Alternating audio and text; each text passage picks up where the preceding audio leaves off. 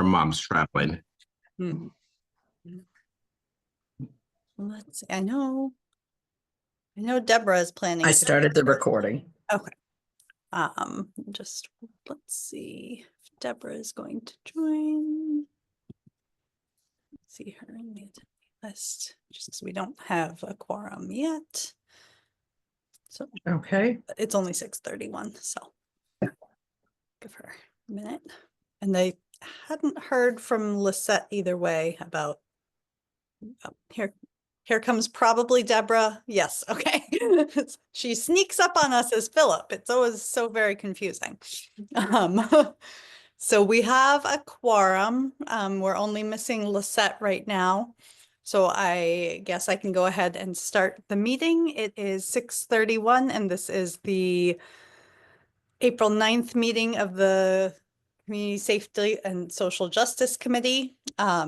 Pursuant to Chapter 20 of the Acts of 2021, this meeting will be conducted via remote means. Members of the public who wish to access the meeting may do so via Zoom or by telephone. No in-person attendance of members of the public will be permitted, but every effort will be made to ensure that the public can adequately access the proceedings in real time via technological means.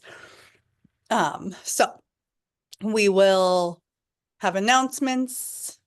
I'm going to review the agenda before the announcements. I don't think did we have minutes in the packet? If we did, I didn't read them, so I apologize. And if we didn't, then no minutes. Okay. So I don't think so. Okay. I didn't see any and yeah.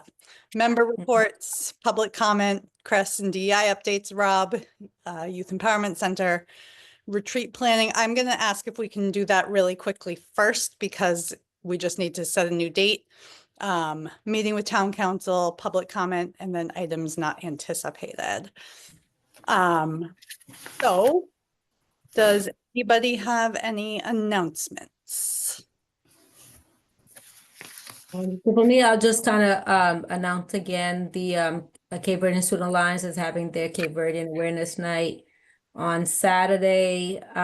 It's going to be at the Student Union Ballroom at UMass, starting at 6 o'clock until about, I don't know if it's 11:30, but it's going to be, lots of food and Cape Verdean culture activities, dance. I'll be hosting or emceeing for the night, as well as sharing some poetry. So it should be a fun evening. There's still opportunities to buy tickets. So hopefully folks will come out. Thank you, Deborah. Do we have any other announcements from members?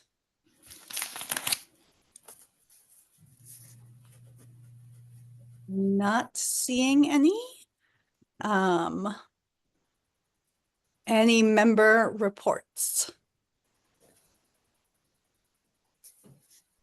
There's only, oh, go Deborah. ahead. No, I was just gonna say, I went to the Global Village event that the town put on, and I thought that was really nice. That was very, very good. Really good turnout, and I know that obviously there had to be a change because of the weather, which was obviously a good change to have it at the middle school. But it seemed like everyone had a good time, and it was definitely a great place to kind of commune, see the performances, buy things from vendors. I know I ended up leaving there much poorer than I went in a good way, and connected with a lot of people. So good job, Pamela, Philip, and all the other folks that I think Camille, you were involved in it, and a bunch of other folks. So good job. Yes, thank you. I see Everald has a hand. I do. I don't. I want to put it out there just in case. But ICE is very active in our community. I've actually, without disclosing too much, I actually have a client who was picked up by ICE. I've had calls from students who had their visa revoked for minor traffic infractions. So I just want to put it out there that ICE is very active in our community, and people have to be vigilant because, again, there is no rhyme or reason as to who they're targeting, how they're targeting, and how they're operating. It seems just to be random. And so there is a lot of anxiety, and I just want to put that out there that ICE is active in our community, and I've been getting a lot of calls from community members asking for advice as to what to do. Again, I reiterate that when a person is detained by ICE, unfortunately, they're not obligated to stay local. Unfortunately, my client was brought out of state, so that makes things a little bit complicated. But I was able to assist with finding him an attorney. And so if that's something that's needed, I'm happy to have conversations with community members about that. Just want to put that out there. Thank you, Everald. I would second that. I have been seeing ICE at work a lot, and I guess the only thing that I can say is that I have two things I guess I can say. One is that there is an ICE hotline that you can call in if you suspect there's ICE activity to kind of alert more local on the ground networks. I've heard there's a lot of activity in Springfield and Pittsfield right now as well. But that number is 617-370-5023. And I can send that around. And Can you say the number one more time? yep, it's 617-370-5023. Okay, thank you. And there is, so the Attorney General, somebody from the Attorney General's office had come to the League of Women Voters lunch, which was at the end of March now, I think. And they did talk about the Office of Civil Rights there, doing the best they can to address, when people are taken by ICE, if there are questions around the circumstances from which they were taken. So it is possible to talk to the Attorney General's Civil Rights Division if there are concerns. And there's also on their website, there is a page of immigrant resources, which does have the ICE locator, meaning if somebody has been taken to a detention facility and you have enough information about them, you might be able to at least figure out where they have been taken to. So those are some resources. I know that UMass has been having has some upcoming Know Your Rights type trainings. And there have been some attorneys that were involved with some of the protest arrests back in May that have also offered services to students who are finding out that visas might be revoked or other status might be threatened. So there, those are some resources that I am aware of around this issue at this time.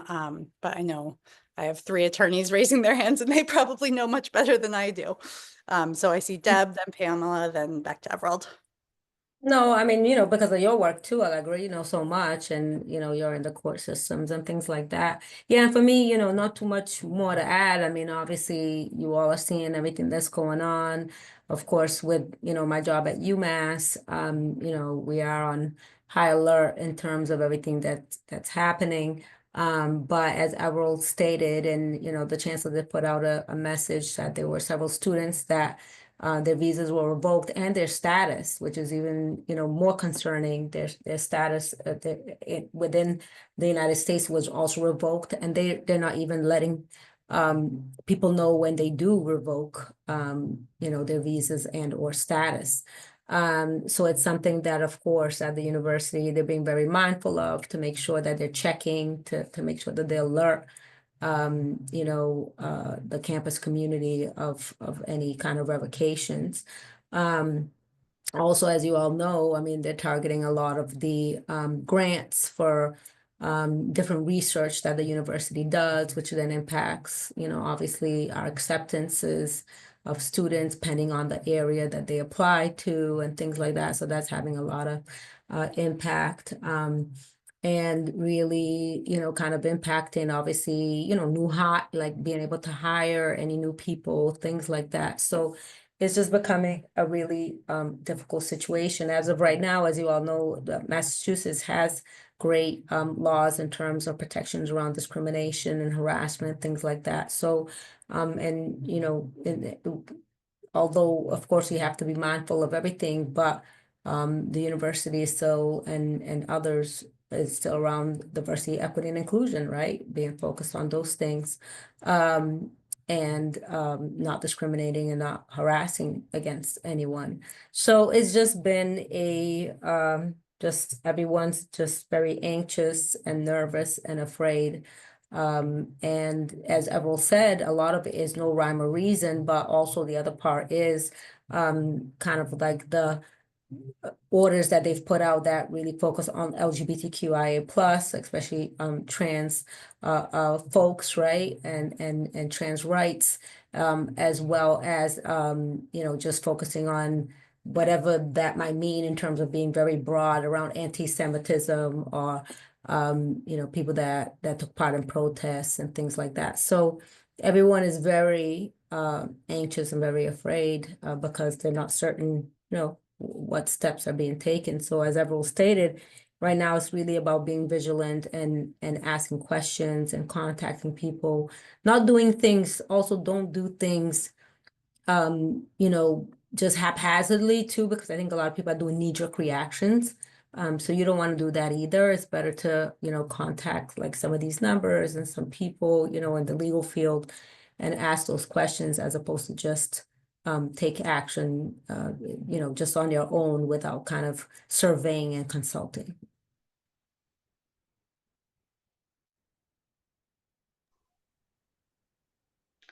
So I just want to add that the Attorney General's office held a briefing today for town managers and mayors, and I attended on behalf of our town manager.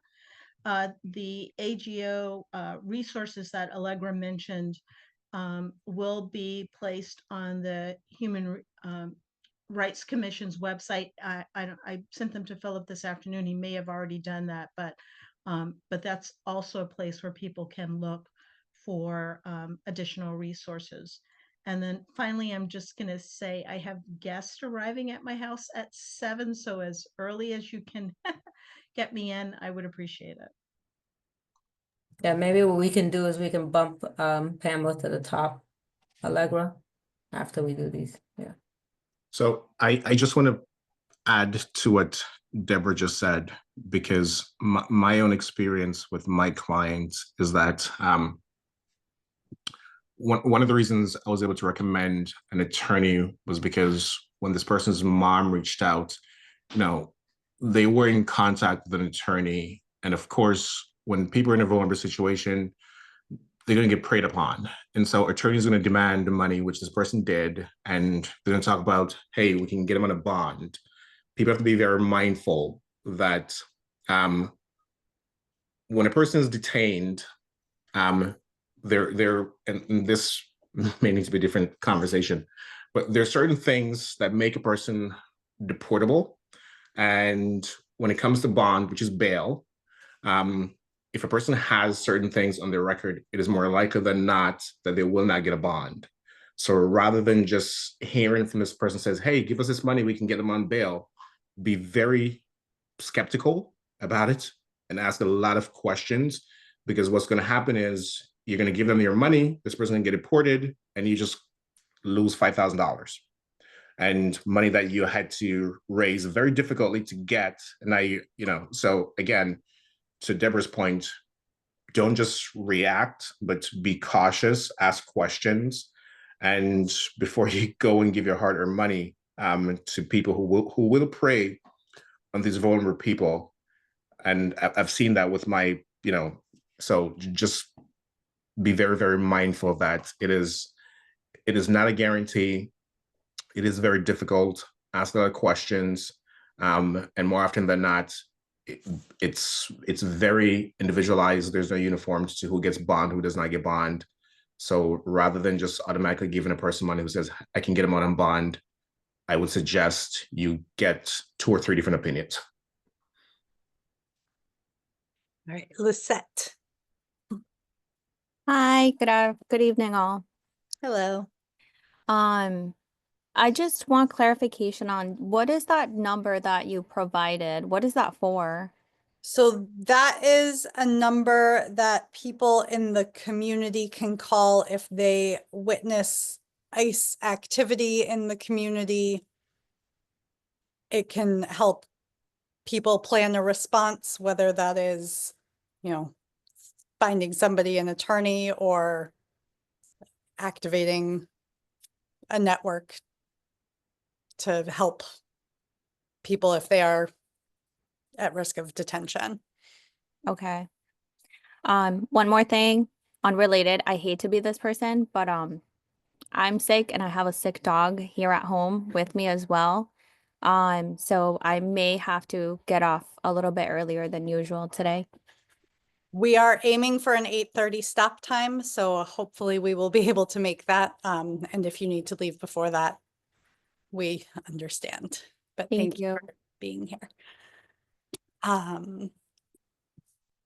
Shall we go to Pamela's update first and then have our first public comment period? Is that reasonable to everyone? Okay. Pamela.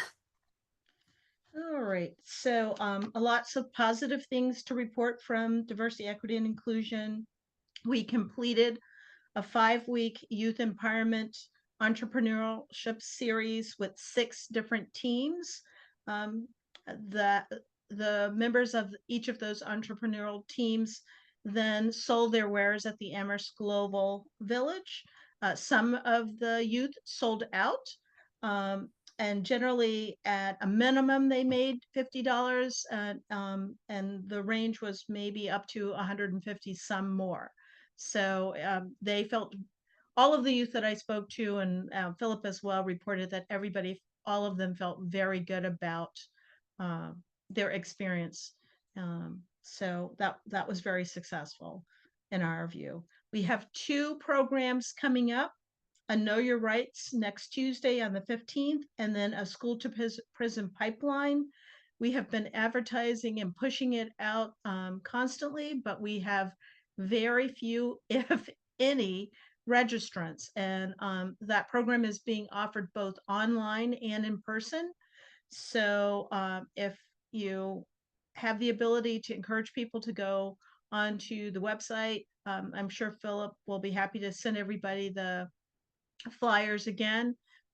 We certainly would like to have folks attend that, and those workshops are being sponsored by the CREST department, so we're tapping into some CREST resources to pay for them. So Yeah, Pamela, can you have Philip send the flyers again, and then like this, I'll send them out to my networks. Sure. Yep. Liberatory visioning is continuing. We had our original 6 sessions, which were both in person and online. I guess that was probably in late February, early March. And since then, we've conducted another 6 sessions, 2 at the high school, 1 with the Black Business Association of Amherst area. I facilitated a session with Kathleen Anderson. There's been 1 at the First Congregational Church.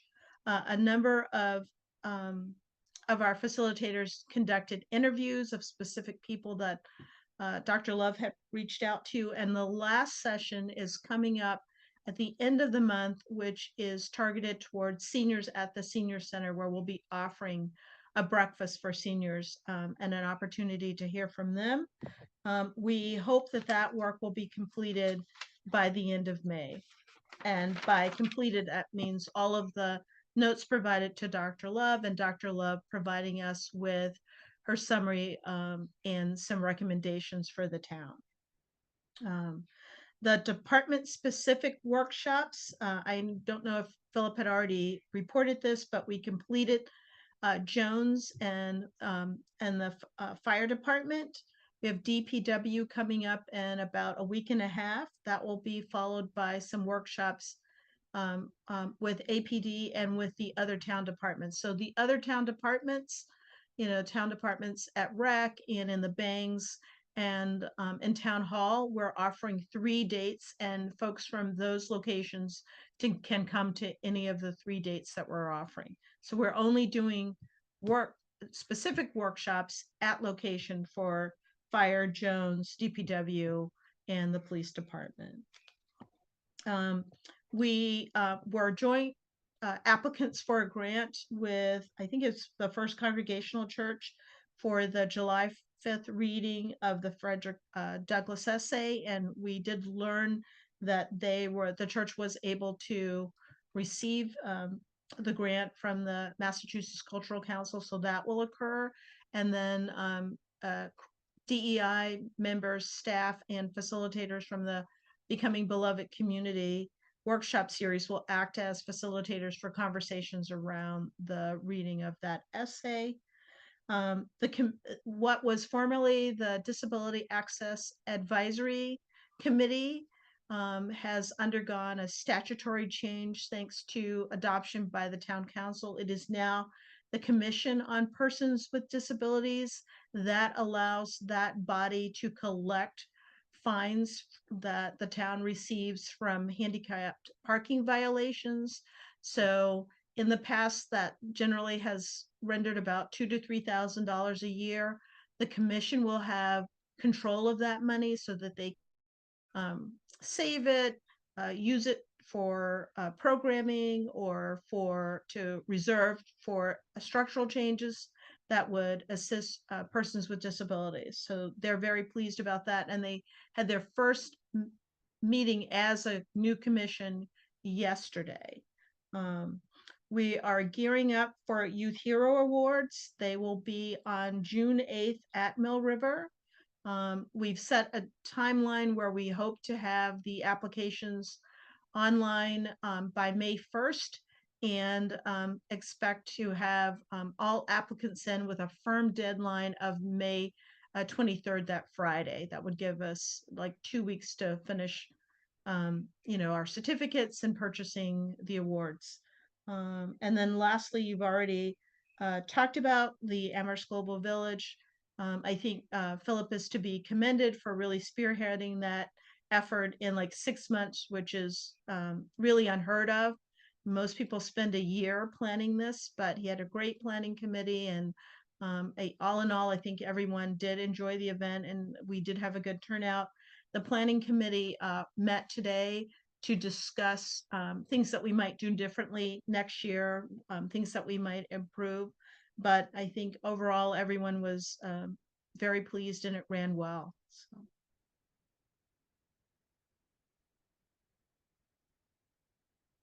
You're muted. Does anybody have any questions about any of the DEI updates? Sorry, I didn't raise my hand, but Pamela, would you mind repeating what's going on with the Frederick Douglass essay reading? So the Frederick Douglass essay reading will be a joint initiative between the Diversity, Equity, and Inclusion Department, and I believe it's First Congregational Church. I may have that incorrect. So they applied, and we assisted in the application for a grant from the Mass Cultural Council. That will take place, and then our facilitators, our DEI department staff and Beloved Community staff will work to facilitate conversations about the reading of the essay. Do you have a date for that already? I do not have a date for that. Okay, thank you. Yeah, and I guess I should also mention that the Resident Oversight Board has 2 dates set to finalize their work. The first date is next Tuesday, the 15th. They will be meeting by Zoom to finalize their work, and then a final meeting set for, I believe, May 5th, which is meant to be sort of a celebratory conclusion to the work that they've been doing. Thank you, Pamela. Deborah and then Erica. Yep, thank you, Pamela, for that report. It seems like you all are getting a lot of work done, a lot of positive work, which is much needed, especially during these times, that there's so much anxiety and fear and uncertainty. So, with the town council and, like they had a meeting this past Monday, there were several different kind of rumors about kind of taking away budgets from certain departments and so on and so forth. Do you know, has there been anything in terms of the DEI? I'm assuming you all are still good. There's no talk about that, because for us, DEI should be getting more funding as opposed to less, because you all are two-person organization or department, and you all definitely need more help. So I just want to make sure everything is good there. So I attended the town council meeting with Camille on Monday. The town manager presented an 8-slide PowerPoint that reviewed the budget deficit and which departments could be targeted for, layoffs or reduction in force. Both CRES and DEI are on that list.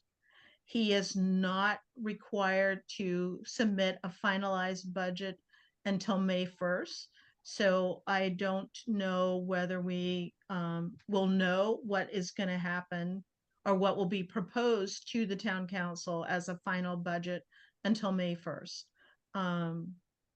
I think it's going to be very difficult for him to reach the gap that is being caused by increased insurance, by collective bargaining agreement mandatory, raises based on the current collective bargaining agreements and the demands of both the elementary school and the regional school district. So I think it's up in the air. Like, I don't know. I would not say that we're secure, and I don't think that we'll know whether we're secure until after May 1st. Well, that's good to know, because obviously we'll be advocating to make sure that both departments obviously don't get any cuts. I'm curious, what about the police? Are they on that list? So I don't recall the police being on the list, but I don't remember it 100%. I know that the fire department was on the list. The list looked at both departments that might be reduced as well as current vacancies, but a number of the current vacancies are director level positions, including the finance director. So I don't really, see the town leaving that as a blank position or freezing that hiring and not filling that position. There are 3 director level positions that are vacant. So a planning director, the finance director, and the senior center director are all vacant positions. So it's hard to imagine that they would not be, they wouldn't be filled. Okay, thank you. Mhm. If anyone else who's gonna talk if you all have any other kind of information in regards to that, please let me know. But yeah, because I had another meeting on Monday, so I wasn't able to attend the town council meeting, so I'm just interested in finding out more about it. Thank you. Yep. Erica? Thank you. I'm looking at the flyer that Philip sent out, and it's actually by the Citizens for Juvenile Justice and the town of Amherst. It says grades 6 to 12. So is this specifically for young people? It The is. training, Know Your Rights, and the headline says Know Your Rights. So you have to actually look downward to see that there's another session called Prison to Pipeline, School Prison to Pipeline. Right. I think the flyer was initially to just focus on that first, and then the workshop, which is the Know Your Rights, and it is specifically geared for young people. It's part of the department's efforts for youth empowerment. Thank you. Mhm.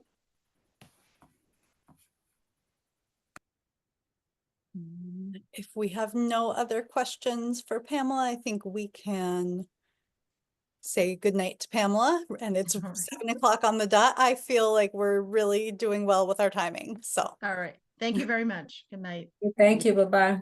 Bye. So now we are going to jump to our first public comment period. I appreciate everyone in the audience being flexible. If you would like to make public comment, please use the raise hand function. We will also have another public comment at the end of the meeting. We won't respond to you. You can state your name. And if you would like your residence or your connection to Amherst.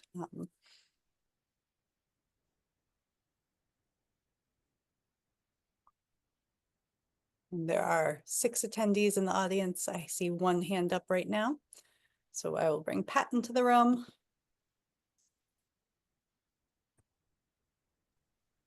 Good evening, everyone.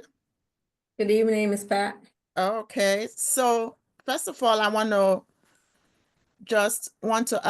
express my appreciation for the organizers of the Amherst Global Village Festival, the DEI department, the CRES, CSSJC, the Human Rights Commission, all the vendors, the performance, everyone. This is one of the best events in Amherst, being an Amherst resident for more than 40 years, where it really felt to me like really inclusive event.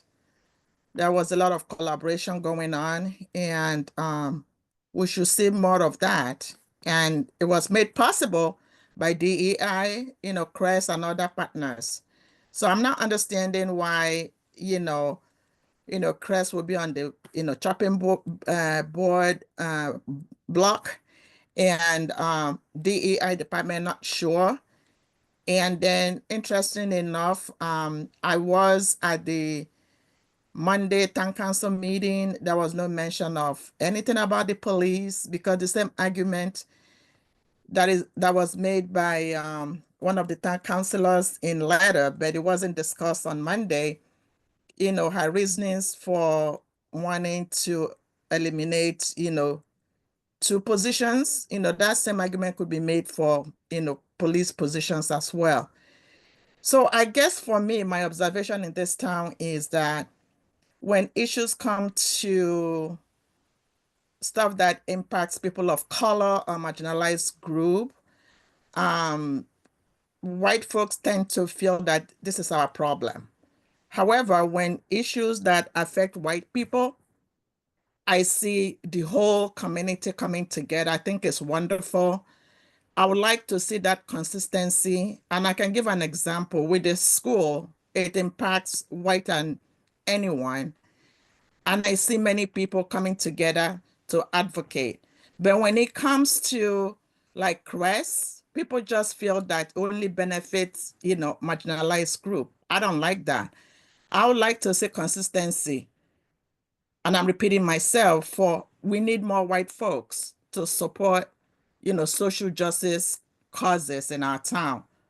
Equity is not just only, doesn't stop in, our public school system. I support fully funding all departments, all programs, our schools.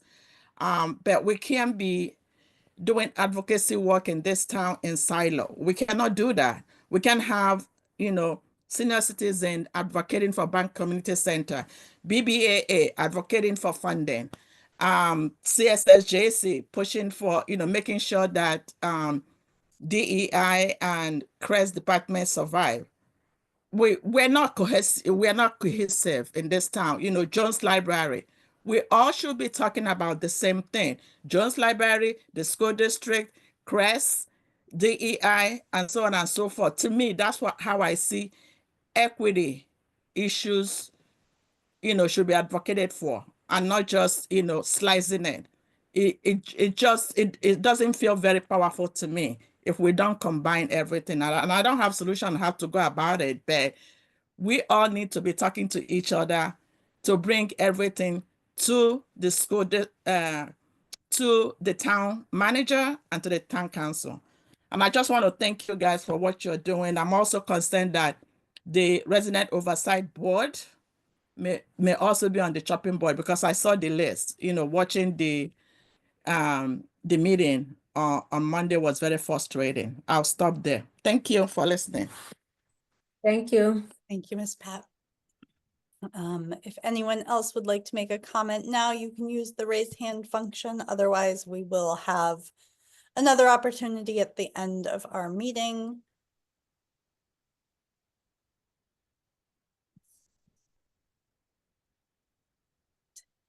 I'm bringing Martha in. Hello, I just joined, I must say, because I was at the meeting down at Amherst College on No Human is Illegal, which was very interesting. It was more in an interview format, but a lot of good points being made.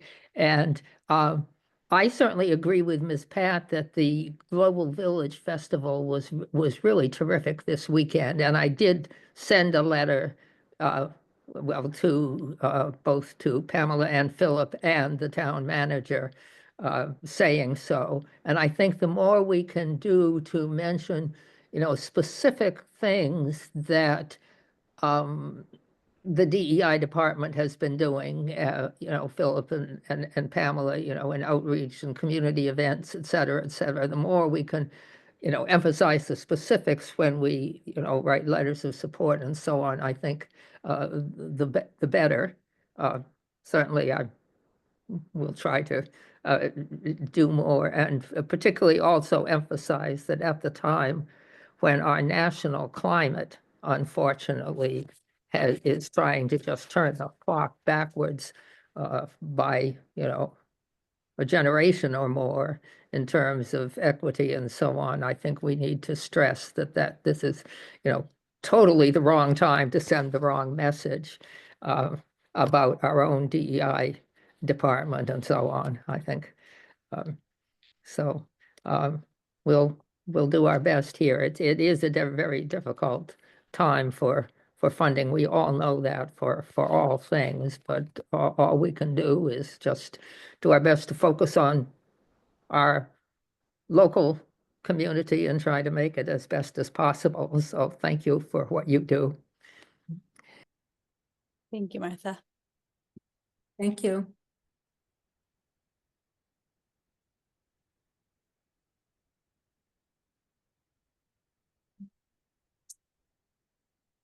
So I will move to the next agenda item and we can come back to public comment at the end.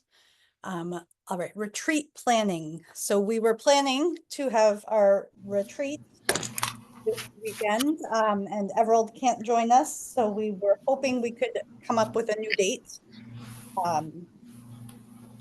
That is what we need to do. So I don't know. So one question though, before we schedule the date, thank you, Erica. Obviously you had already been doing a lot of work and I want to, obviously say thank you to you and say that, you had everything pretty much ready to go and set, and then we had to kind of pivot because of course it's important. We're a small group and to have all our members there is very important, But one thing I know that Pat Romney was going to, facilitate the meeting. When we do pick a new date, will she be also still able to facilitate the meeting? Well, I think we should pick 2 dates just in case, and then I can talk to Pat. Okay. We agreed it was going to be, if it's still going to be on a weekend, I assume it's still Yeah. going to be 9 to 1. Yeah, which will be what we had hoped for was possibly 4 hours, but if we need less, then we stop earlier. Yeah. So do you all have any dates in mind? So what I thought is if people could just literally get their calendars out right now. So what we had proposed was the 12th. That's not possible. The 19th is next Saturday, but that's a 3-day weekend. And it's school vacation week, that whole week. Okay. Yeah. All right. Forget that one. See, Yeah. that's why it's so much easier. So the whole week is out into that following weekend, the 26th, 27th, that's all out because of school vacation. Yeah. So Saturday the 3rd, May 3rd. That does not work for me. Okay. Is Sunday out? Is that not a possibility? Or is Saturday and Sunday both out for you, Lisette? For me, both. Okay. Well, any Sunday is out, but that specific Saturday, I'm not available. Okay, forget it then. So we'll just do Saturdays. Sunday's out for me too. Okay, thank you. All right, so the next is the 10th.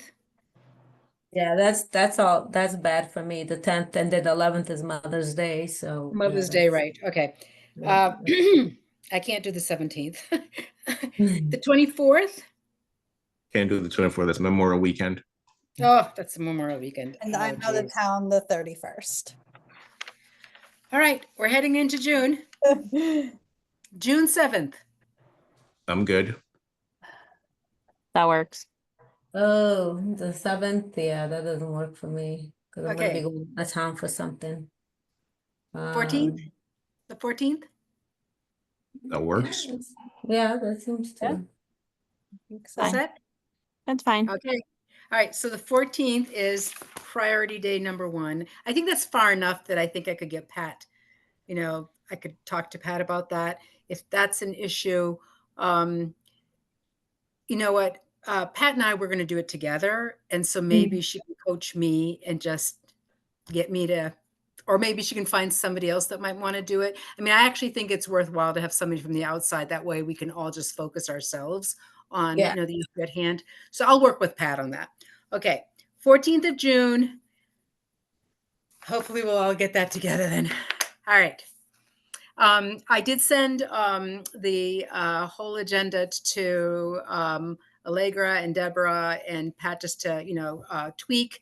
And thank you, Deborah. You made a couple of good edits. So Allegra, you were going to put it into a Word document and then send it to the rest of our members and everybody. Yes, can somebody resend me the Yes, I can. because I I'll do that. I'm lost in the shuffle. I'll So do that. Yeah, no problem. I will do that. Okay. So we're all set then. I will make sure. And Camille said, Camille, I'm talking as if you're not here. You mentioned that we actually do have funding, even though Everald has also offered, but I think. Yes, we can use each funding as long as it goes within the parameters. So as an open meeting law, Yep. that Yeah, part and yeah. everything else Yep. that, the public Yep. is invited. Yep, I'll contact the So, bank center again to make sure we can have that and it's accessible. Okay. And I'll work with you, Camille, then. Okay, Yes. Sure. May I ask 2 questions? sure. The time, was that from the 9 to 12? What was it? What are the hours? So it was 9 to 1, hoping Okay. that we could probably leave at 12:30, possibly at 12, but Okay. but to keep 9 to 1 available. Yeah, let's keep 9 to 1. Obviously, if it gets out earlier, fine, but just book 9 to 1. Yeah.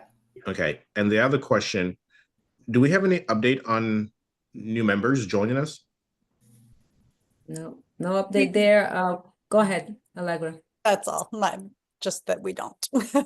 Well, we did reach out. We did reach out to Paul, and then Paul said he was going to kind of follow up with Angela in regards to Angelique, who never attended any of the meetings, because it seems that if you don't attend 3 meetings in a row, then that basically means that you're not part of the committee. So Paul was looking into it, but we haven't heard anything from him because we want to see if we can get 2 new members.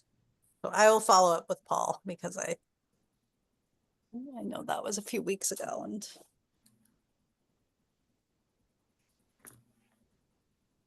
Thank you. all right. So let's see, moving right along, let's have an update from Chris.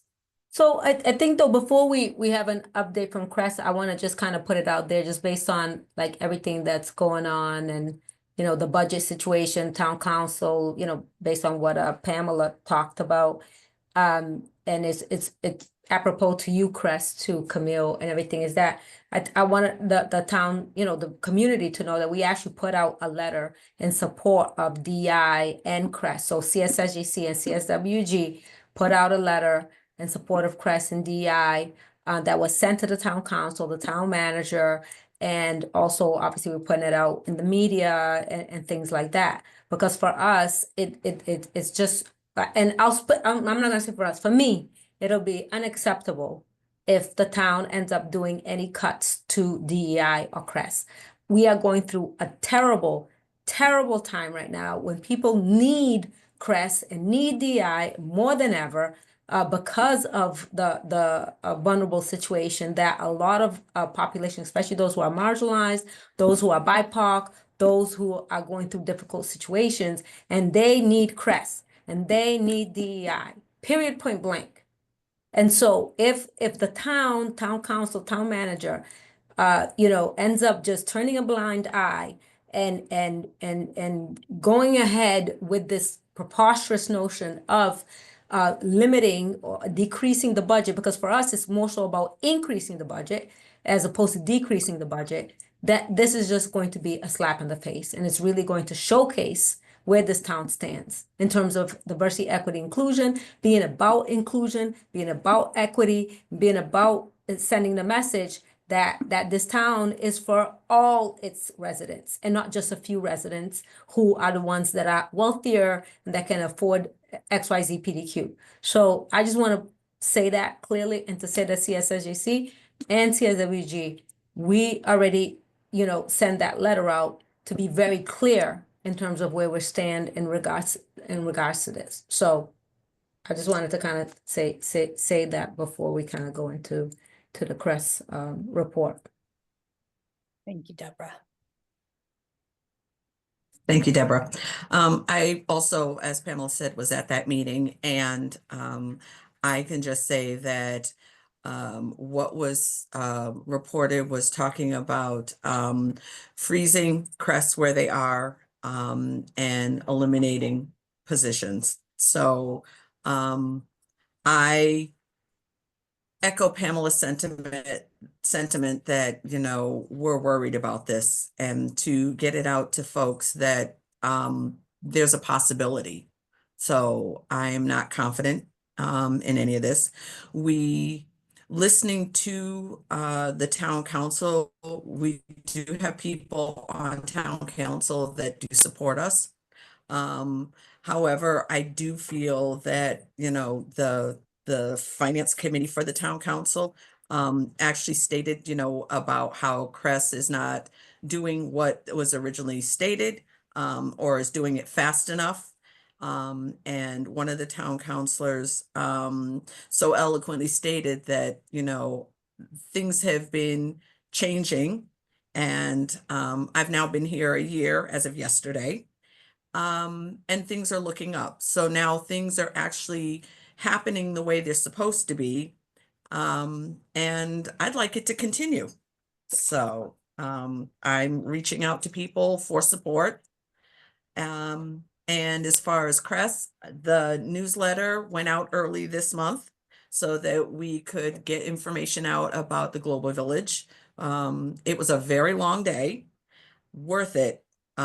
Everyone was so excited, and so many people spoke about how this was one of the most wonderful events that they had ever been to. The talent that came up on stage, the vendors, I left a lot poorer myself. I bought stuff from each of the young people to put in my office. I bought my earrings here. I was like, so support. It was wonderful to have the support of the community like that, and I'd like to see that continue. As I don't know if you've gotten to see the CRES newsletter. Let's see if I can share my screen.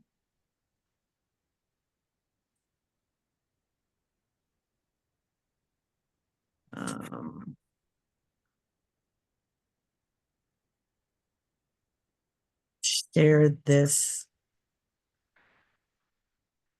Okay, so this is about the junior market. That's not the one I wanted.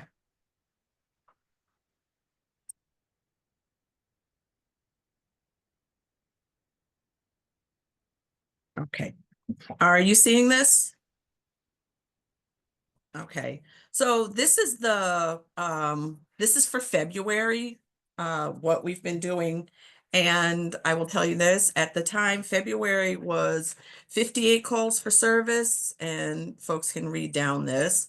And I have the March here because at the wait. time, Wait, Camille, we're seeing is the Amherst Global Village Festival. oh, I'm thing. sorry. Yeah. Hold on. Let's see. Village. Okay. Let me do this again. This one.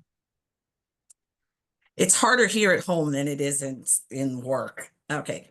Do you see now what has Crest been up to? Mhm. Okay. Yeah. So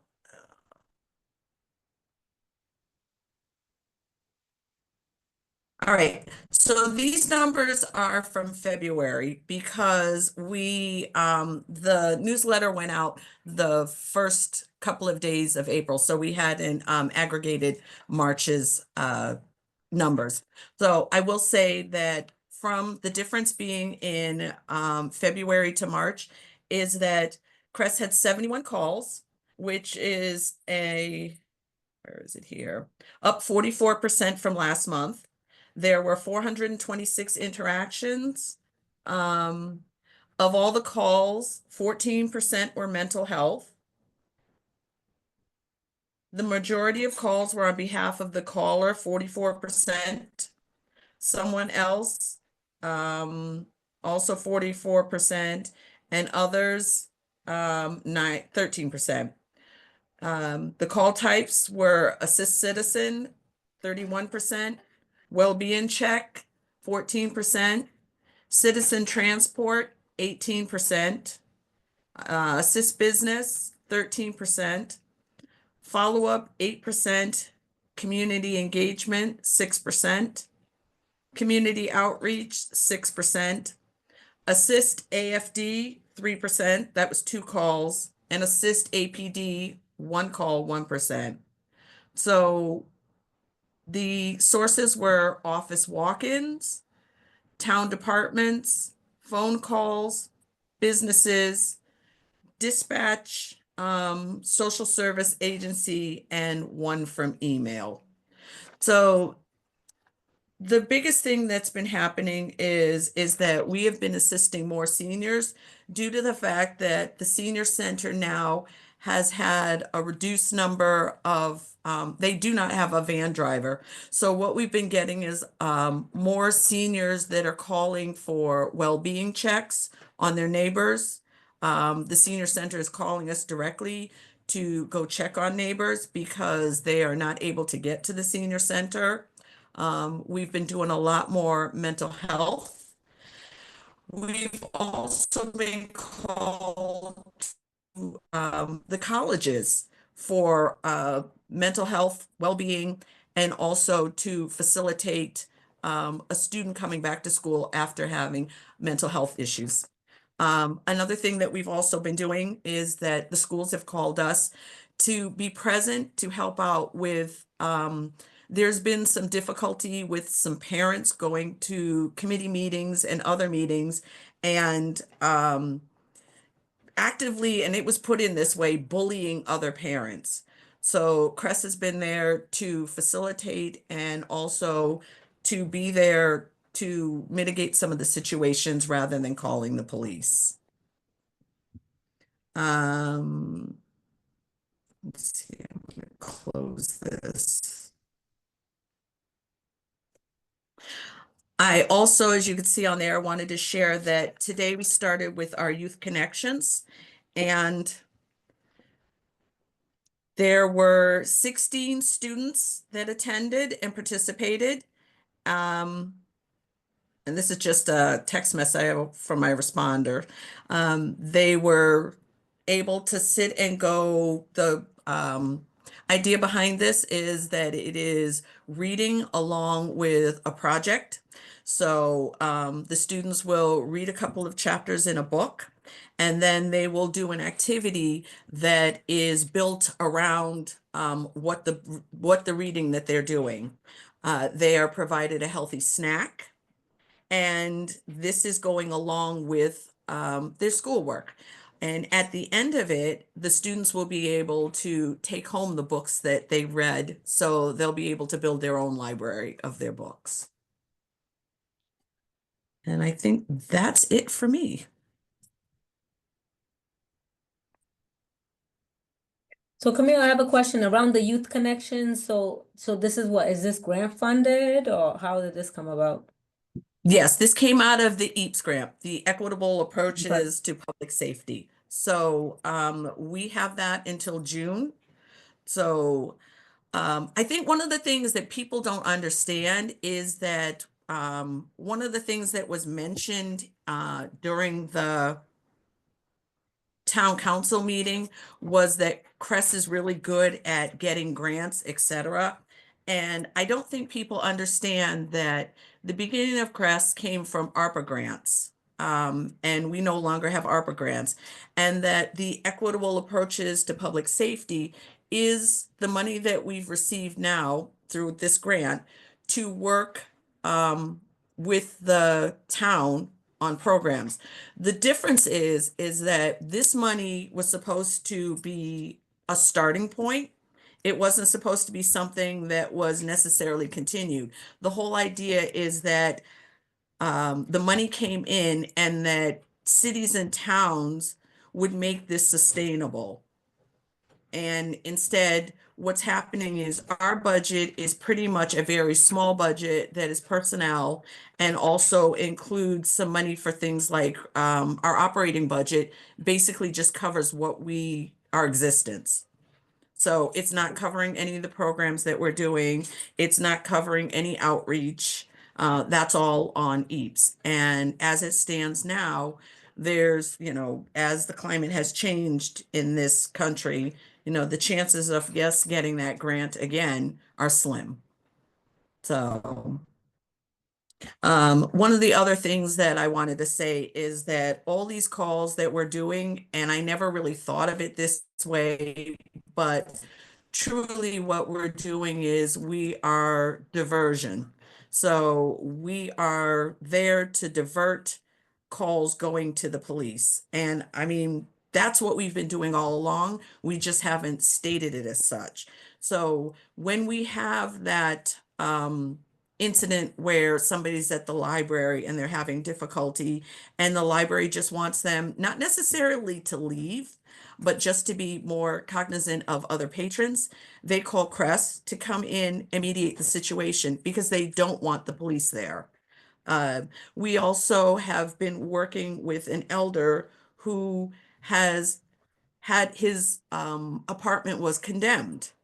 And through working with Crest and working with inspections and building a relationship, we were able with inspections to get him services and find other places to help him. We didn't.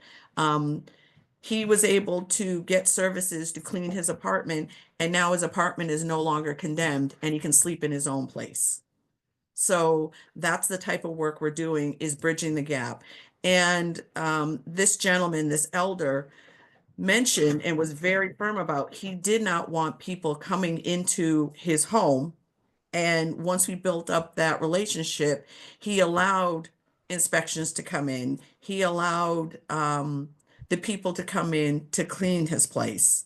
And he would never have allowed that. And he's very thankful. Wow, it is getting dark.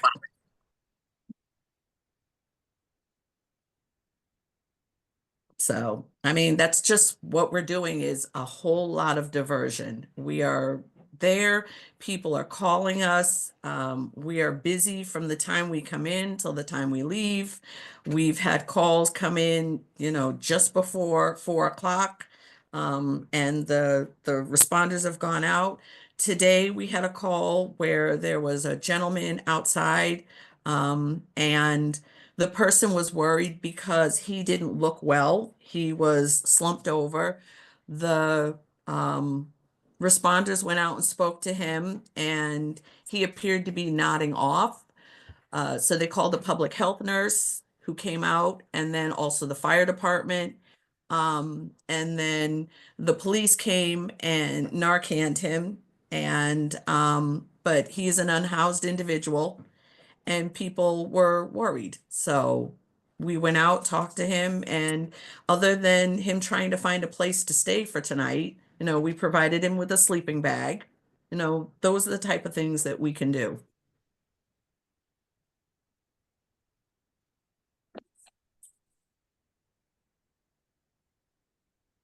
Do people have questions for Camille?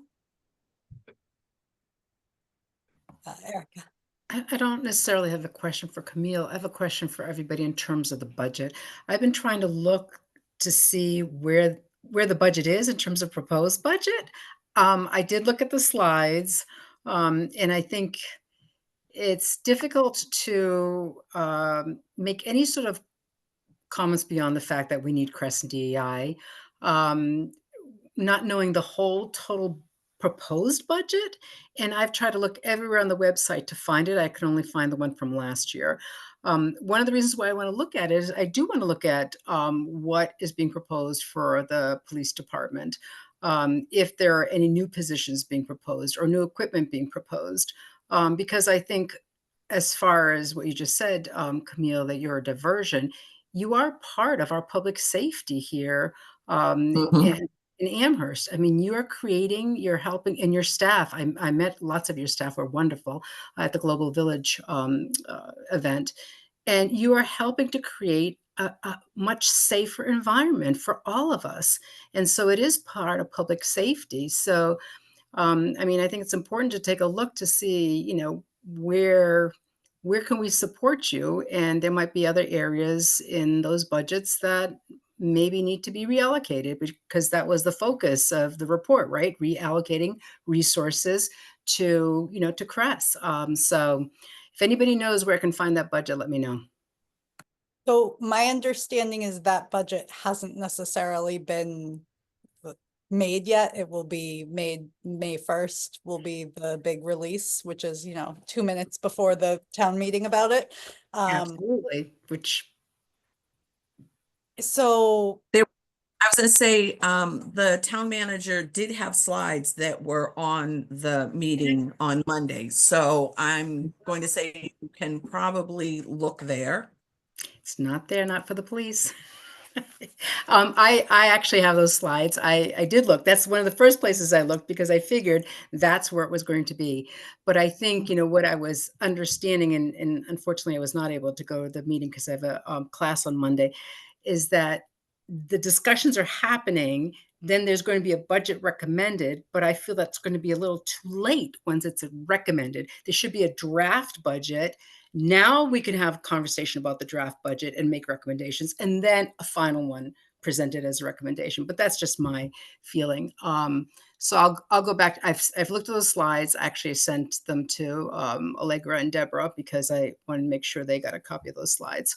But I didn't see anything there. So thank you. Thank you, Camille, for being there. And I know, Allegra, you attended some of it as well. So I see Deborah, and then I can Yeah. say something. I mean, I think it's just kind of, of course, thank you for all the work that CRESS is doing. But like I said, it's just like, so from dispatch, Camille, how many did you get from dispatch during this past month or month and a half? Okay. So over the month, I think there were 2 and then 2 others, but we've also been getting calls directly, through dispatch from APD and AFD. So it's where it originates. So even though directly from dispatch is people calling in, if AFD or APD want us, then that's how it's logged. It comes from them and not dispatch. So, but dispatch calls us. So that would be 5 calls.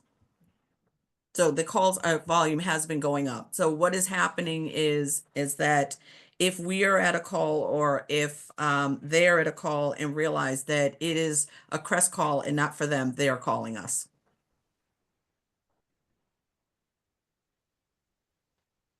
Or another thing that could happen is if we are already out and they come up, and realize that they are not needed, they'll just leave.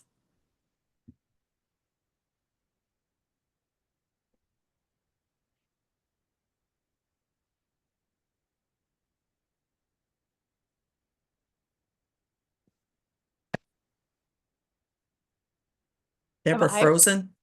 Somebody who's frozen? It's hard to tell. Deborah, can you hear us? I think she was frozen.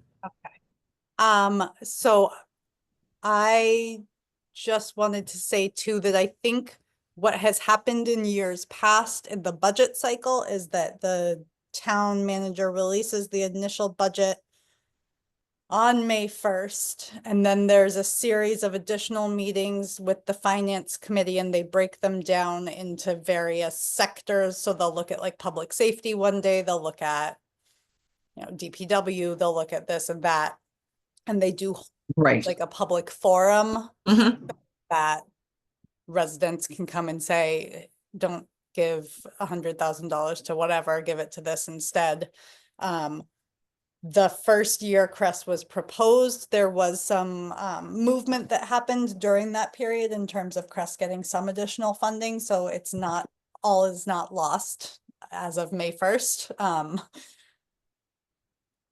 So that is that brief budget breakdown. I think they typically vote in June, like mid to end of June. I do see Hala has her hand up in the audience, so I'm gonna allow Hala to speak, see if she has some insight or if she had something else she wanted to say. Thank you. I can't speak. Can you hear me? Yes. Okay, great. I can't speak to personnel, but I know the police for JCPC, our joint capital project or planning committee, the Chief Ting did come and requested about $700,000 for different equipment the police are asking for. So I could forward that to you, Allegra and Deborah, if you'd like that information. That would be great. Thank you. Thank you. And my understanding in looking at some of the capital budget is And I new chiller for their building, whatever that means. Camille. I will say this, I really want to say thank you to Hala. Hala made a very passionate plea to Crest and DEI and for the BIPOC community and marginalized people in the town of Amherst. It was amazing. Yes, thank you, Hala, for your strong words, and I apologize, I accidentally booted you out of our speaking. I shouldn't be allowed to touch buttons. I'm Zoom, you would think by now I could do it. Can't.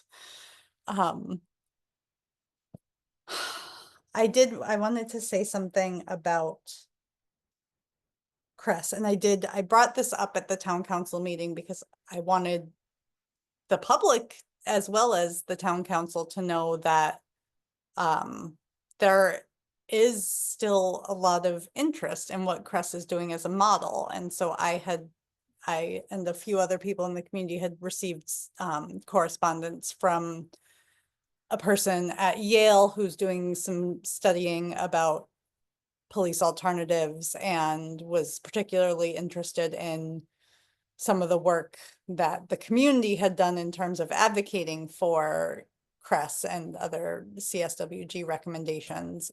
So that I have agreed to speak with her this Friday to just kind of give some information from my perspective. And I know that that is, you know, I think sorry, did I say that person was from Yale University? So again, there's recognition of what Amherst and Crest are doing. And I just think it would be a big missed opportunity for the town to not take some sort of leadership in this area. And, you know, while there are others that have come before, there are all sorts of different models for how to do this. And I think having some recognition that Amherst has had an interesting trajectory in this process is important. So I did want to let the committee know that I was going to be talking to that person, and I see Camille has her hand up, so. I just wanted to say one of the things that people possibly don't know is that in Massachusetts right now, Crest is the only one that is truly standalone, a department. We are on par with police and fire. Many of the other response are under public health, or they're under the police department, or there are a few who are, well, there's one I could think of as Cambridge, which is standalone, but they only respond through dispatch. They go out and do their community service, but they don't have, they don't allow folks in their building. So we have the people that come to us. They can only go out to people. So I think it's really important for people to know that they can come to the Crest building. We can meet them where they're at. They can call us, email, and or dispatch. So we also get referrals from other people, other departments, businesses. So we definitely are different. Thank you, Camille. Lisette. Hi. Hi, Camille. Are you fully staffed? No, we are not. Right now, we are down what will be 3 positions. And as anyone in the town or anywhere in this country knows right now, finding qualified people is difficult. There's a lot of movement in alternative response, and also there's a lot of movement in just the town period with hiring. Okay, understandable. So if they freeze you, And right now would- we are not. oh, I'm sorry, didn't mean to cut you off. We would be frozen at what we are now. Oh, no, that's So- okay. I say we would be frozen at what we are now. Okay, so leaving you short-staffed by 3 people. Which would be, yes. And you mentioned also cuts. Would that be cutting from the staff that you already have right now while you're still short-staffed? Well, we have one grant funded position that is the implementation manager. And that was, if their grant is not renewed, that position would not be renewed either. Okay, I see. Thank you. Can you all hear me Thank you. now? Yeah. Sorry, it says Philip again. I have to like change it because I had to come Yes. back. So, I mean, it's I just feel it's an excuse for the town to say, can you all hear me? It's just an excuse for the town to say Yes. that Crest can get grants, and so therefore, you know, they'll be fine. No, grants is only a temporary, you know, fix. Crest as well as DI has to be funded by the town. It can't be funded, you know, elsewhere, and the town can't push it off to grants to fund Crest. And the fact that, you know, and you're absolutely right, Camille. I mean, when CSWG made the recommendations for Crest, we wanted Crest to get for people to be able to access Crest in a variety of different ways. So not just dispatch, it was everything, but dispatch was also a key way for Crest to get the numbers. So it's just interesting to me in terms of the resistance from dispatch not dispatching the matters to you all, that it kind of it feeds the case of, oh well, you know, Crest isn't doing as much, so therefore they can have the positions frozen. And then the police, there's no mention about them having their positions frozen or anything like that, which is what CSW had originally recommended, which was the police are the ones that need to be kind of, as the years went on, no new hires, and their numbers would decrease as Crest numbers would increase because there would be more and more use for Crest.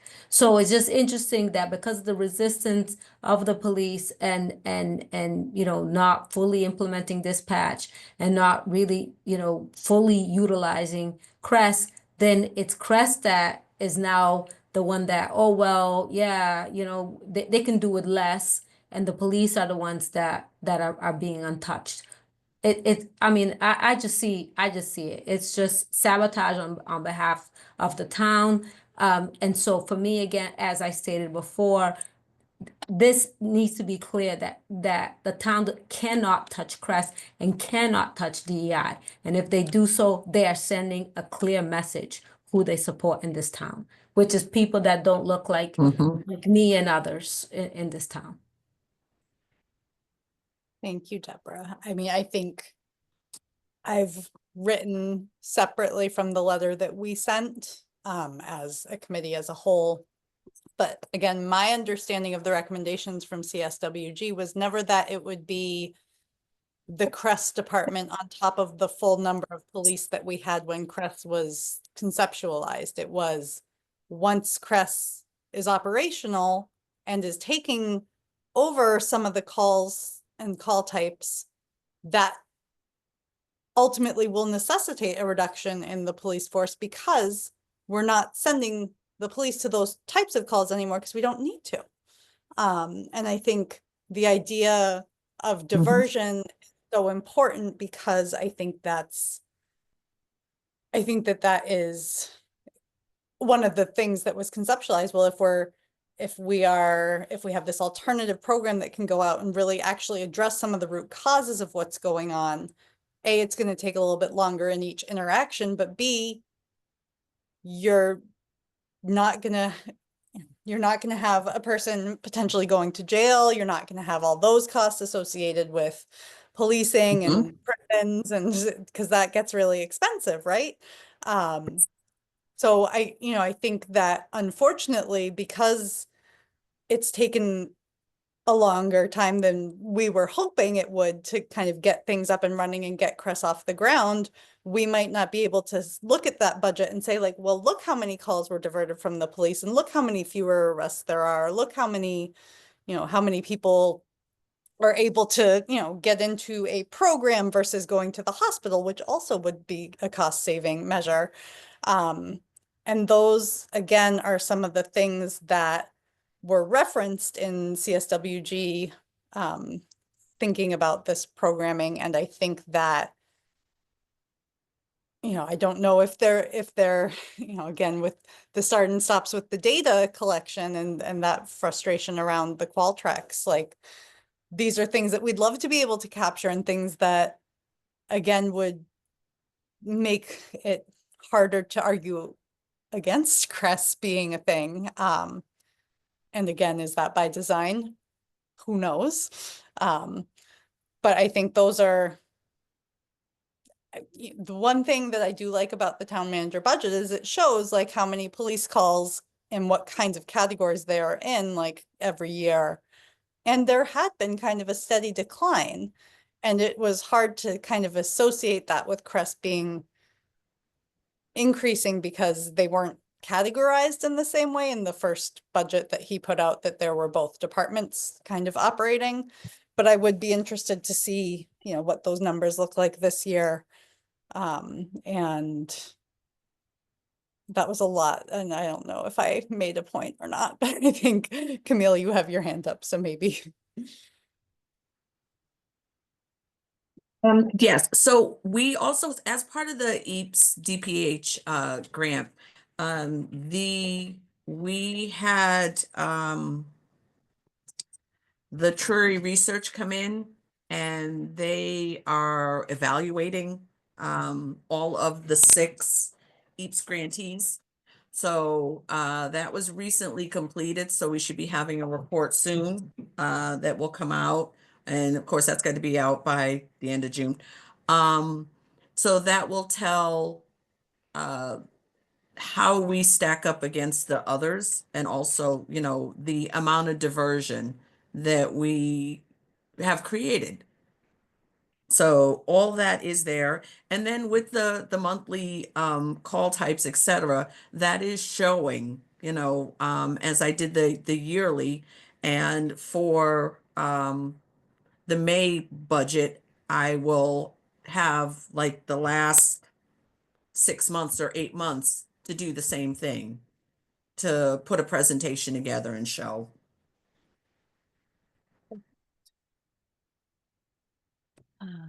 Erica? This is very simplistic, but according to the slides, it says CRESS equals $600,000. Well, it seems like the new ask from APD is $700,000. So maybe we give CRESS the 600,000 and they keep 100,000. I like it.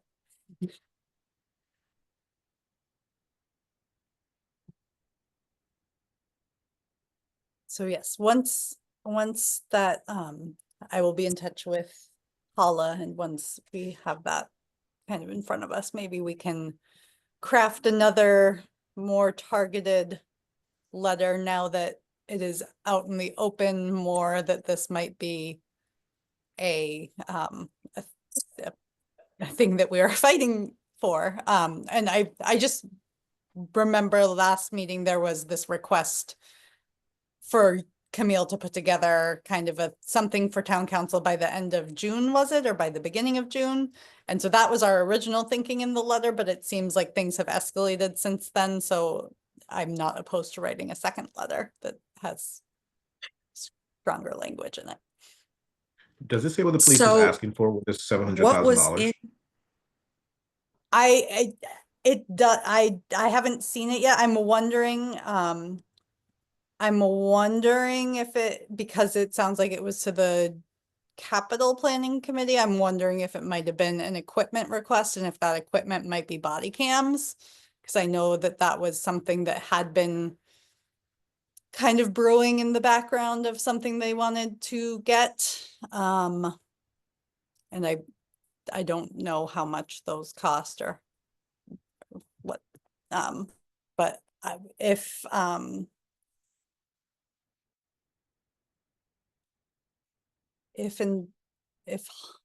okay, I'm gonna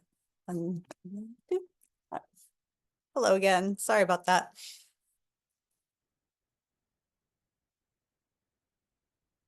You're muted still.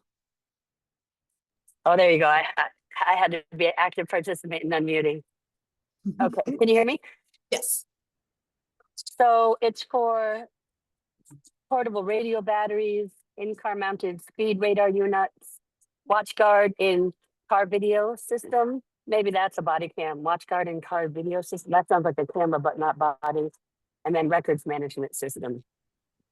And that one's 400,000, so I'm not sure. But yeah. So we don't have body cameras on the ask yet. So And I'm WatchGuard.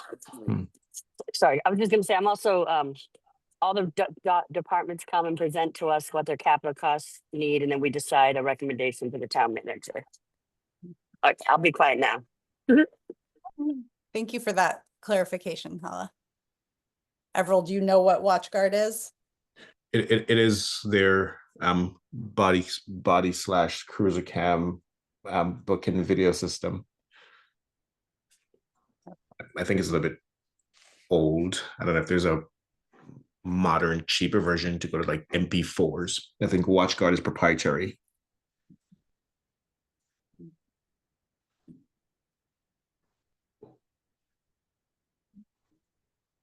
So, and I guess the only question that I would have would be, if this is a capital request, is there going to be hemming and hawing, and it can't be an operating request, which is usually what they hem and haw about.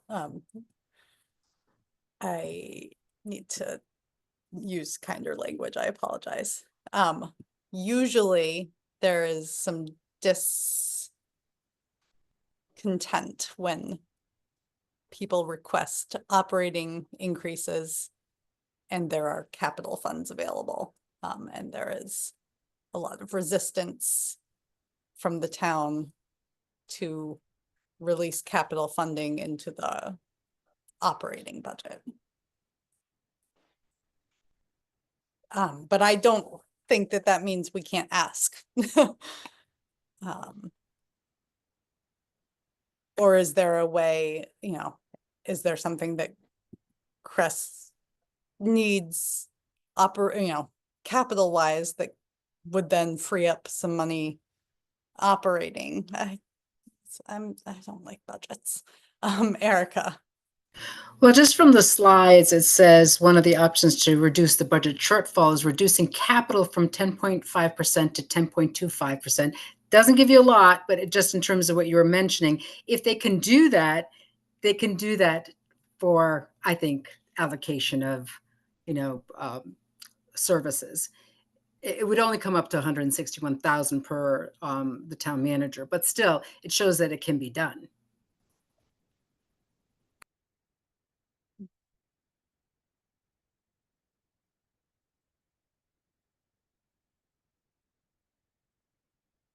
So I think maybe what I could do is try and put together a letter saying, these are, Crest needs to be funded. Here are some options that we see, allocating, reducing the capital spending. Maybe, I know there's been talk about, do we do it but down to 10% completely? And what would that look like? And if that is, if we can figure out what that number would be, we could, again, recommend that. We could recommend, don't give the capital projects of $700,000 for equipment to the police and instead reallocate that to operating budgets. So I can, if people would like me to put together a letter with some options that, we see as possibilities for redirecting funds back to Crest, I can certainly do that. And email it to everybody, and because our next meeting won't be before the budget meeting. Okay. So I will do that.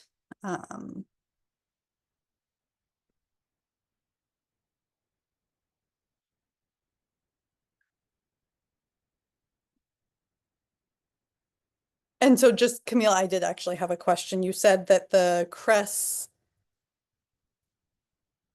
CATS position, right, is the grant funded position. Yes. And so if the grant goes away, that position goes away, but that doesn't take any of the pressure off of the town budget because it's grant funded. Right. And we don't think EAPS is doing grants again, or we? At this point, there was a letter sent out to the finance committee, et cetera, for the state, but in support of it, and our local folks have put in for it, but seen any movement. Does anybody else have anything they want to say about Crest? I'm just looking at the time, it's 8. And we do have a few more things on the agenda. And half an hour for Everald and possibly Lizette as well. So I'm gonna move along to Rob then. We met as a group a few weeks ago and I forget what it was that I am or am not allowed to say. So I'm just going to say that there has been some movement as to the thought process of the group, and there will be a 2 separate kind of options presented to town council in terms of what the board could look like, the resident oversight board. One being with investigatory powers, which is more in line with the CSWG recommendation, and one which is just a review board, which is less, like, kind of basically just reviews the police's investigation of themselves. So again, there's 2 more meetings this coming week. We will meet about the remaining sections of the bylaws, one of which does address specifically whether or not subpoena power should be included in the bylaw, which I will continue to advocate for. And ultimately, there will be a presentation of the bylaws to town council, and they will have to vote on them.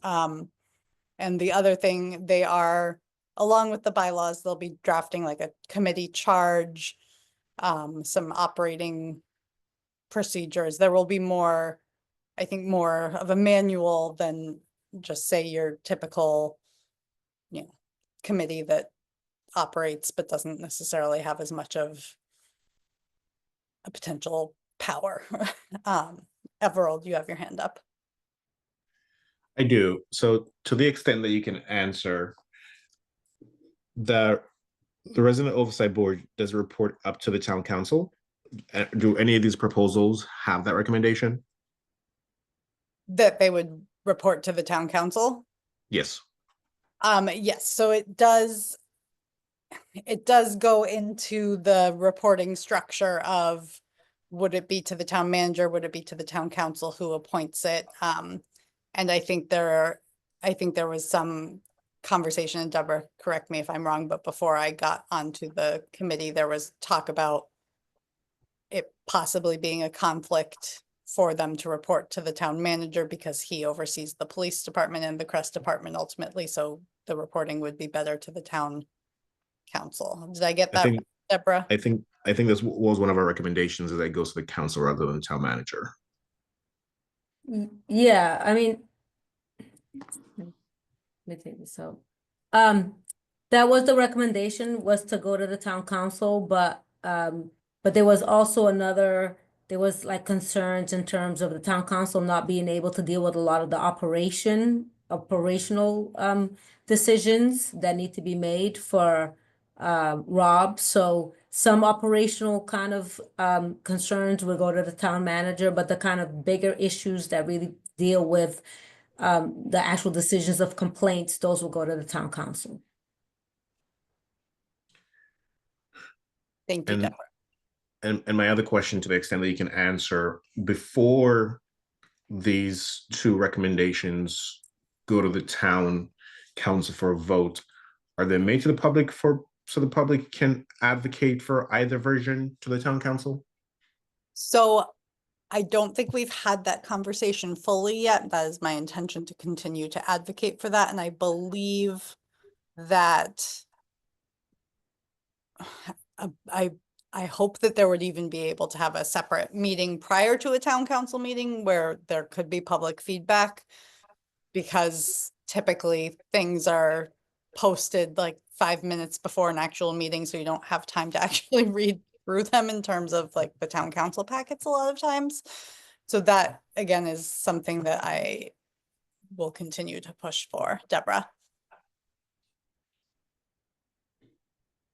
And that's the thing that, I tried to advocate for when I was on that group, is in terms of sharing information and making sure that the community was well informed in terms of what that group was doing. And yeah, absolutely, Allegra, you need to keep on really focusing on advocating, which is what I was doing when I was there, for there to be an opportunity for the community to see these 2 proposals, and then to be able to,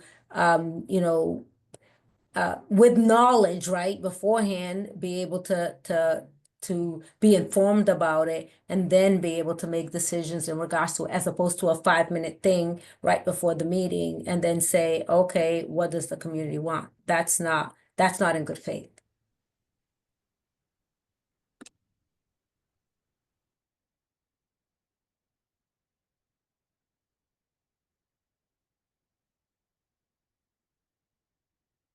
Deborah, do you still have your hand up?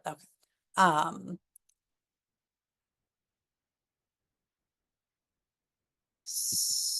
So, I mean, that's really all I have in terms of Rob. Is there anything additional about youth empowerment at this time? It sounds like there's no movement on a center yet, Deborah. Yeah, I think with the youth empowerment, I think, you know, as I had said before, we had reached out to the town manager and to the finance director and the rec director too, Ray there. But Melissa, I guess she's no longer here. She's gone, but I had reached out to Melissa and to Ray to say, hey, someone needs to attend our meeting so that we have someone that supposedly is in charge of youth empowerment or establishing the youth empowerment center attend our meetings on a monthly basis so we can ask questions. And basically the town manager was like, oh, everyone's busy and no one can commit to that. So again, you know, it's a pattern. It seems to be consistent message, right? DEI, CREST, youth empowerment, not a priority. It's not a priority for the town. You know, these services that would actually benefit marginalized and people of color, BIPOC people are being sidelined. That's the way I look at it, right? When you tell me that, there's no one that can attend our meetings to answer our questions around it, then you're sending that message. And that's basically it. And I asked, and I followed up with the town manager and I said, well, you need to identify someone because we need to have someone at our meetings, and nothing. No response, nothing there. So again, sending the message that these issues that are critical to our constituents, right? And will benefit everyone though, at the end of the day, it's going to benefit all the residents, but of course be very beneficial to BIPOC and marginalized groups are not being taken seriously. Thank you, Deborah.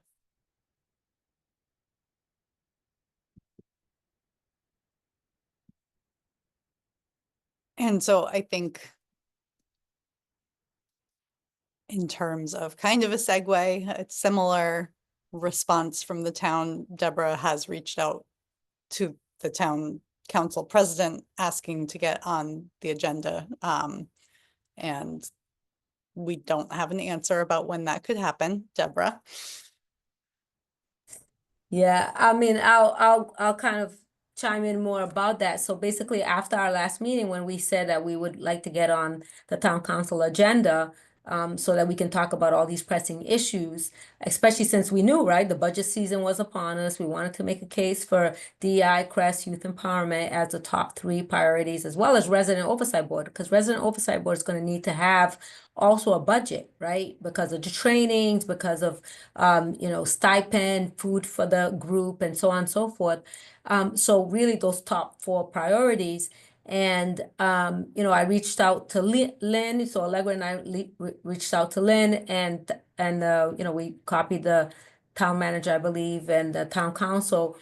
And Lynn got back to me basically saying, and in my email, I basically said it doesn't have to be the next town council, but whenever it is that you all can kind of put us on the agenda. And she basically reached back out and said, oh, we're really busy. Our agendas are full.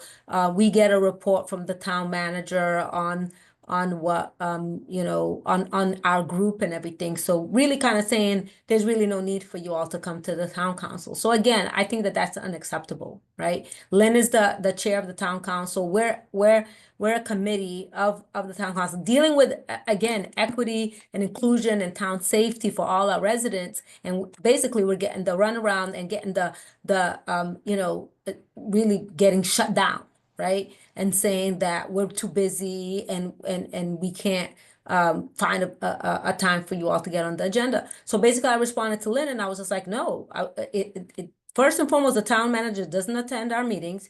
Even if he's getting reports from obviously certain members that attend this meeting, that is not getting firsthand information from us. And if we go on to the town council would be able to have a deeper conversation for us and really understand more about the issues that we're talking about.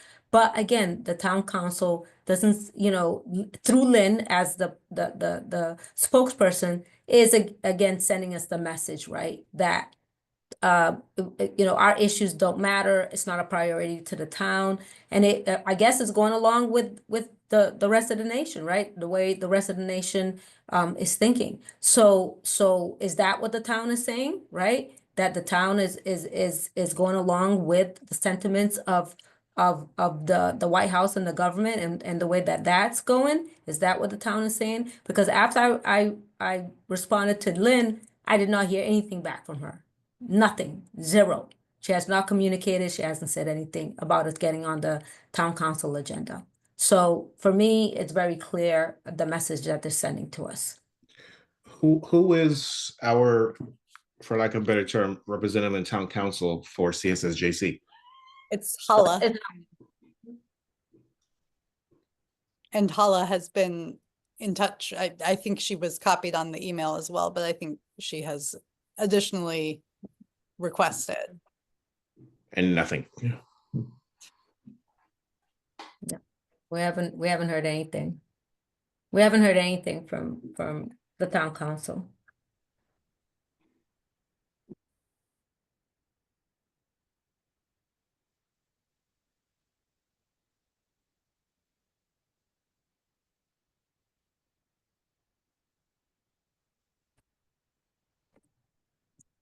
Erica. Well, there's another way of being on the agenda. We all go to the meeting and we all ask to provide a public statement.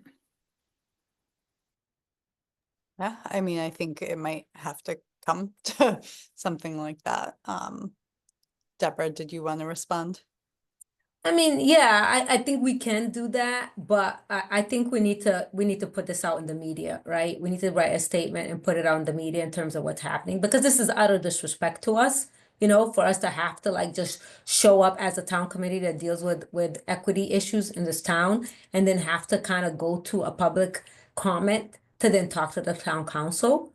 That's just really ridiculous. But I get it, Erica, what you're saying as a plan B, but way down plan B. Because for me, it's just like we need to basically shame them and be like, no, you need to meet with us first and foremost. And you need to make sure that we get an opportunity to talk to you all as part of the agenda, not have to go and show up during a public comment. Because that's what they always like to do that. They like to invite us in, like we've had problems with them when we were invited to meetings and then they would just put us in the audience. They wouldn't put us as part of the actual group of people that people were talking to, always trying to disrespect our group because they know who it is that, we obviously speak on behalf of. And so, no, I'm not willing to go that route. I'm willing to though shame them and let them know that they need to meet with us.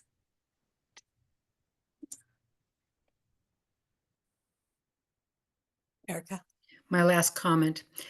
We should all read the purpose of this committee on the website because it says exactly what you're saying, Deborah, which is, to provide advice and support to all town government entities, including the town council, affirming the town of Amherst's commitment to end structural racism and achieve racial equity for Black residents, adopted by the town council December 2020. Thank you, Erica. I think that's really illustrative of Deborah's point is that this is 2025. And I know that resolution was like at the end of 2020, but still it's been 4.5 years. It's been 4 years since the original recommendations came out and we have 2 of them implemented and tenuously implemented. It has been a struggle and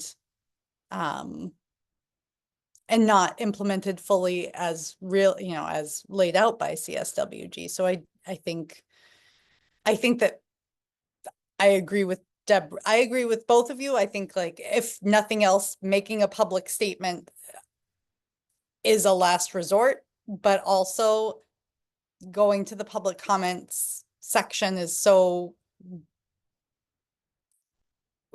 it's not equal playing field. We don't get to sit and get response, we don't get a response from them. We don't understand what they're thinking. Maybe they'll talk about it later, maybe they won't. So it's not a conversation. It's not a dialogue. It's not a, we really actually are taking a few steps back on our resolution, which I would rather hear than nothing, honestly. Like, just call it like it is at this point. Because actions speak louder than words. And you know, so Deborah, would you want to put together some sort of letter, or, I mean, do we want to chronicle all the times that we've attempted to get on the agenda and go back and figure out how many times we've asked and how many times we've been accepted? I mean, I have emails from, like, is Yeah. that something you want to work on together?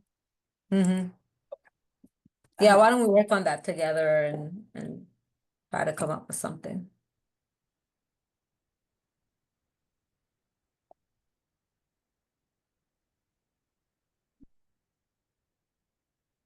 So it is 8:16. I know we still have public comment left. Is it okay if we move on to public comment? Yes, okay. So if you, oh, wait.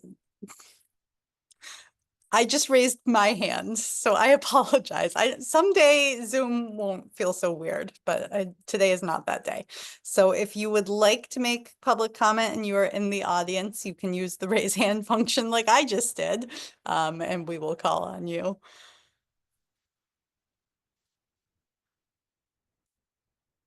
I see Martha.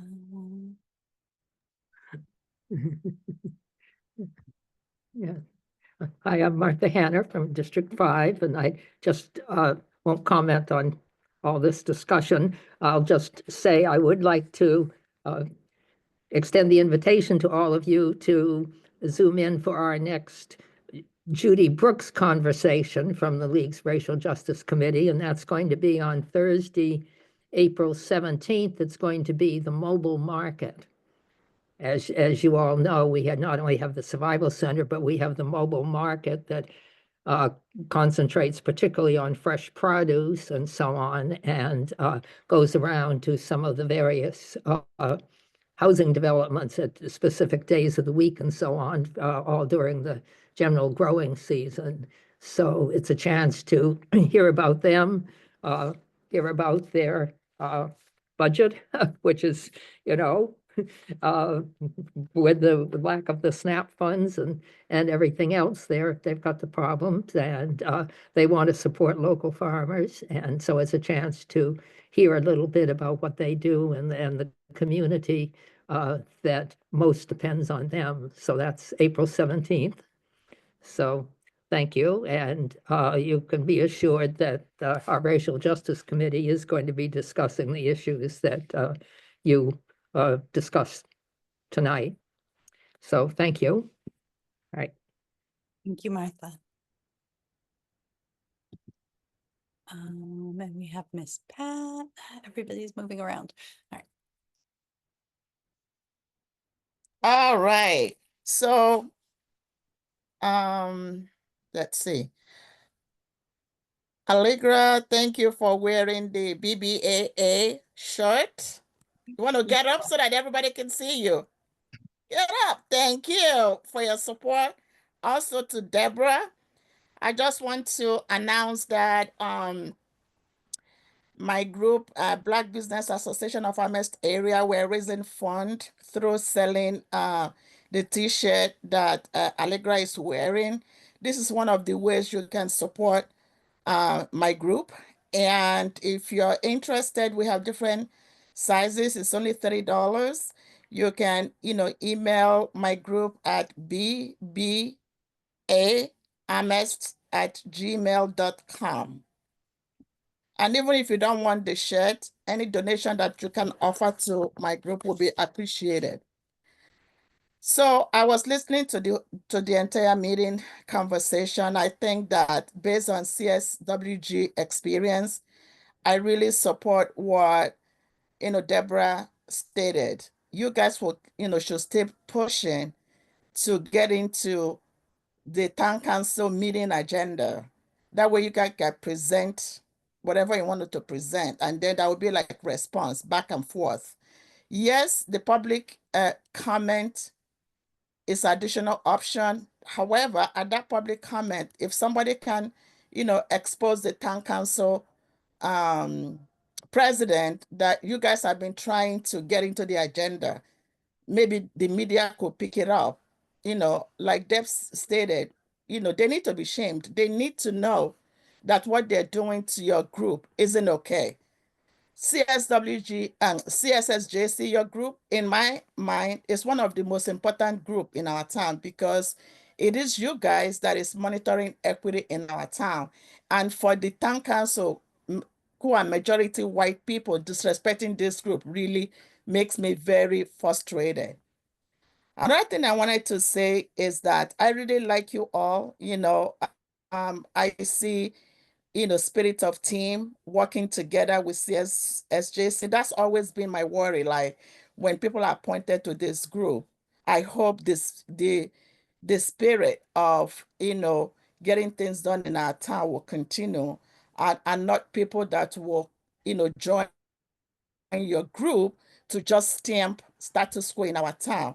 And so the whole idea of your group will be useless. So I like what you guys are doing. You're very brave.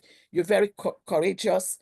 I really am internally grateful to you guys for speaking up your mind, saying the right thing.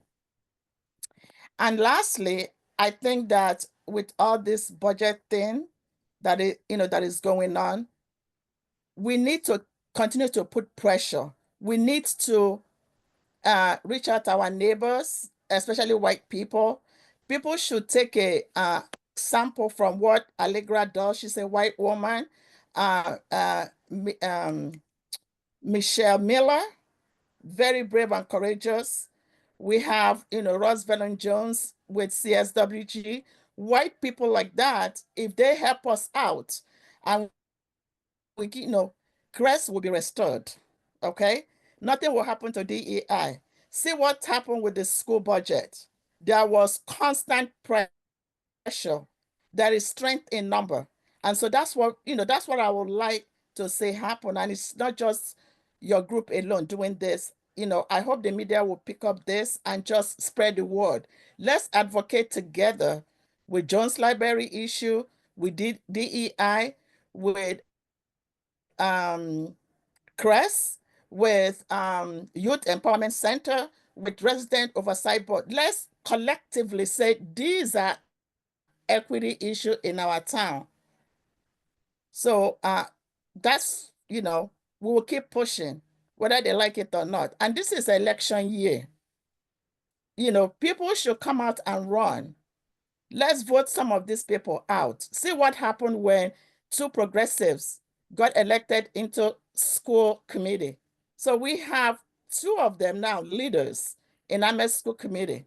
See how the budget season process changed this year. Why? You have two progressive leadership there. And I'm talking about Jennifer Shaw and also Bridget. Okay? Election matters. Thank you and good night, everyone. Thank you, Ms. Pat.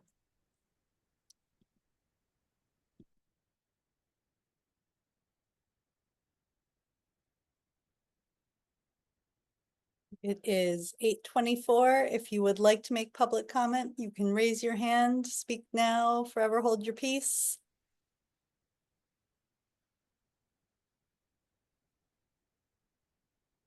All right, I am not seeing any additional hands going up. So I am going to look at the calendar and see what the second Wednesday of May is. May 14th. Yes. So our next meeting will be May 14th.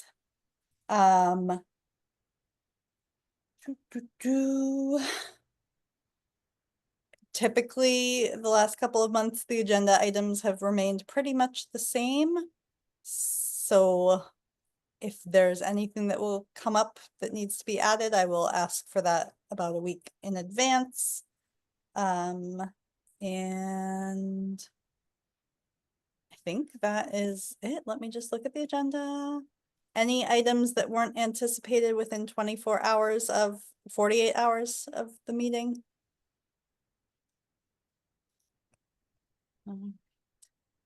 Not seeing any hands, I move that, no, I can't move. We can adjourn. Can I just adjourn? Do I just get to say it? I'm not Mhm. good at Robert and who cares? The government cares. So it is 8:25. We are adjourning this meeting. Thank you all for your hard work and we will see you virtually May 14th. And just as an FYI, the governor did pass the allowance of online meetings for another couple of years, so we can continue to meet on Zoom. So that was extended. All right, the end. Good night, Thank folks. you. Good night. Night. Thank you very much.